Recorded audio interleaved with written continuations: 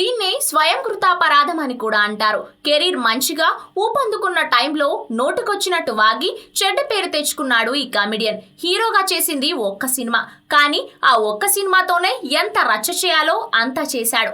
ఇంకా చెప్పాలంటే real life లో కూడా కామెడియన్ అయిపోయాడు. శంభో శంకర సినిమా విడుదలకు ముందు శకలక శంకర్ చేసిన రచ్చ అంతా ఇంతా కాదు. ఈ సినిమా ప్రీ రిలీజ్ ఫంక్షన్ లో త్రివిక్రమ్, దిల్ రాజుతో పాటు మరికొంతమంది ప్రముఖులపై నానా విమర్శలు చేశాడు. దాన్ని అతడు కామెడీ అనుకున్నాడు. సినిమా ప్రమోషన్స్ కు కలిసొస్తుందని భావించాడు. కట్ చేస్తే శంభో శంకర డిజాస్టర్ అయింది.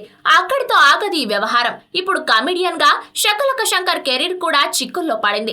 ఇండస్ట్రీలో అతడికి ఖచ్చితంగా అవకాశాలు తగ్గుతాయి. నోటి దూలతో ఎవరిని ఏమంటాడో అనే భయం ఇప్పుడు అందరిలో ఉంది. ఎందుకొచ్చిన రిస్క్? అతడి స్థానంలో మరో కామెడియన్ తీసుకుంటే పోలా అనే అభిప్రాయం మేకర్స్ లో కలిగింది. అలా తన అనుచిత వ్యాఖ్యలతో తన కెరీర్ కు తానే పాతర వేసుకున్నాడు శకలక శంకర్. ఇతడు ఖచ్చితంగా మంచి నటుడే. తనదైన స్టైల్లో కామెడీ పండించడంలో దిట్ట. అందులో ఎవరికి ఎలాంటి సందేహాలు లేవు. కానీ ఇండస్ట్రీలో టాలెంట్ మాత్రమే ఉంటే సరిపోదు. ఆ విషయాన్ని శకలక శంకర్ త్వరలోనే గ్రహిస్తాడు.